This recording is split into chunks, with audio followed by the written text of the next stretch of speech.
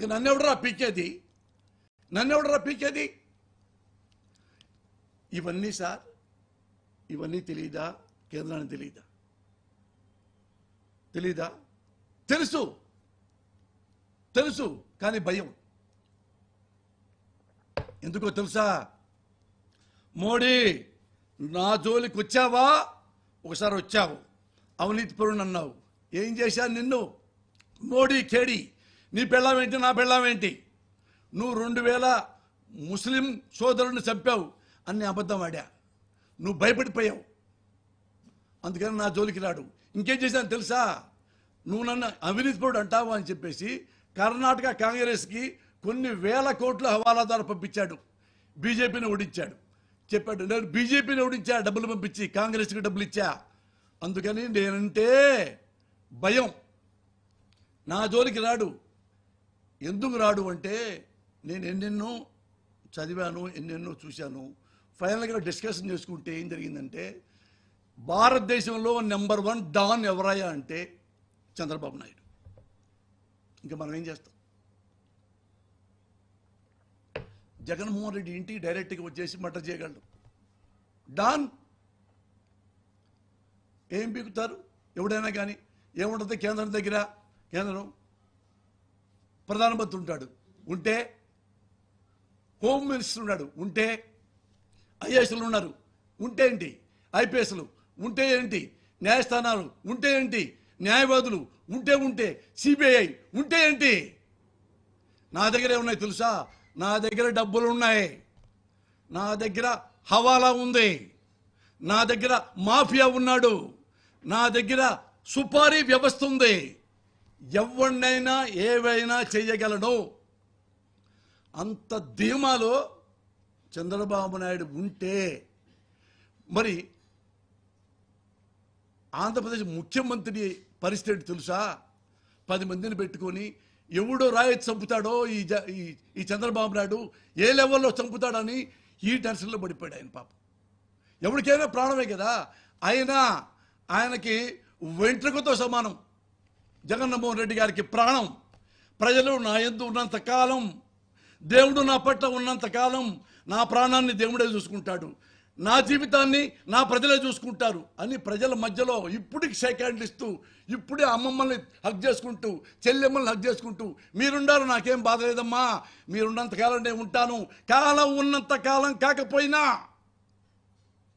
100 ఏళ్ళైనా నిమిటి మీరు నన్ను బతికించుకుంటారు అనే ధైర్యంతో, గుండె ధైర్యంతో, మొండి ధైర్యంతో, మూర్ఖపు ధైర్యంతో వస్తున్నాడు. కానీ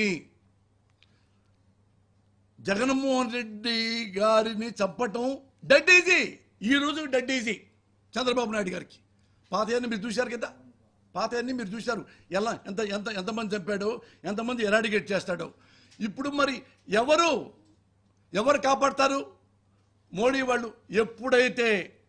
ఎప్పుడైతే నరేంద్ర మోడీ గారు పబ్లిక్లో నారా చంద్రబాబు నాయుడు గారిని పెద్ద అవినీతిపరుడు అని మళ్ళీ ఆఫ్టర్ ఆల్ 2 ఎంపీల కోసం మళ్ళీ ఇదే చంద్రబాబు నాయుడిని మేరా దోస్త్ మేరా దోస్త్ అని పాట పాడుకుంటూ ఇద్దరు వాటేసుకుని ఇక్కడ ప్రెస్ మీట్ పెట్టారు. What a shame it is. Modi గారు ఇంకా మా జగన్మోహన్ రెడ్డి గారికి మీరు కాపాడతారా సార్? ఎట్లా కాపాడతారు సార్? మీరు ఓ చంకలో మీరు చంద్రబాబును పెట్టుకొని ఎట్లా సార్? అవినీతి పోవడం మీరే అన్నారు.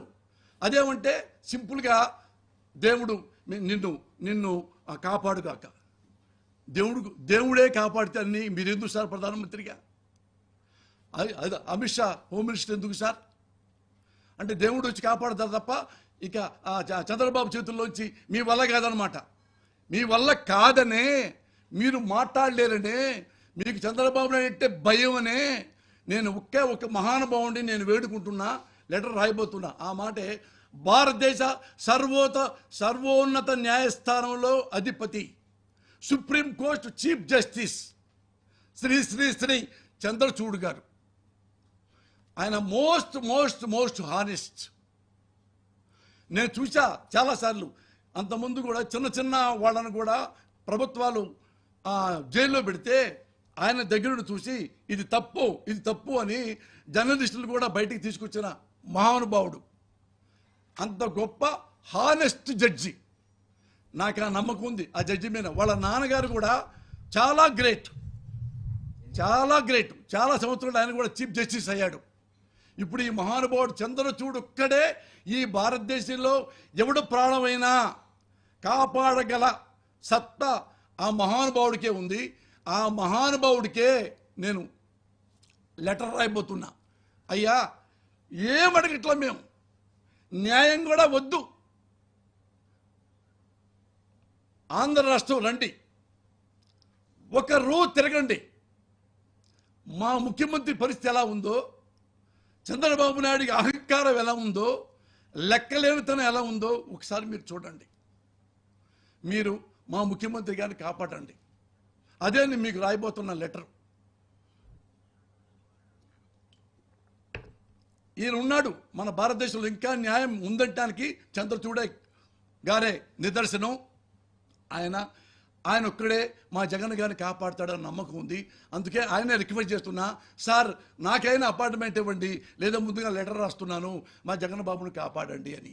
గ్యారంటీగా ఎంత లేట్ అయితే మాకంత ప్రమాదం. ఎనీ టైం 24 గంటల్లో కూడా చంద్రబాబు నాయుడు గారు ఎలా చంపాలి, ఇది మిస్ అయింది, ఎలా చంపాలి, ఇది మిస్ అయింది, ఎలా చంపాలి, ఇది మిస్ అయింది, ఇది మిస్ అవ్వకుండా ఎలా చంపాలి జగన్మోహన్ రెడ్డిని అదే ఆలోచిస్తూ కూర్చున్నాడు. అర్థమైందా?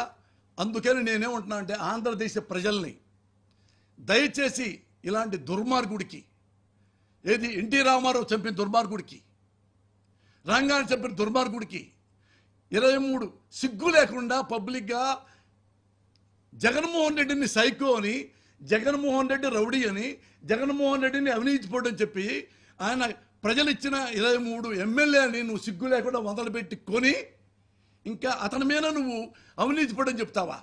పబ్లిక్గా దండలు బేరేసి. అలాంటి వాడు గుర్తుపెట్టుకున్నమ్మా ప్రజలు, ముఖ్యంగా పేద ప్రజలు.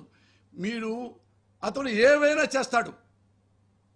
ఏది హైదరాబాద్లో కనుక ఇది ఇట్లాంటి వాడే, చంద్రబాబు లాంటి వాడే ఒక డైలాగ్ చెప్పాడు, హైదరాబాదులో అన్నీ ఉన్నాయి, రైలు మార్గం ఉంది, బస్సు మార్గం ఉంది, విమాన మార్గం ఉంది, సముద్ర మార్గం లేదు.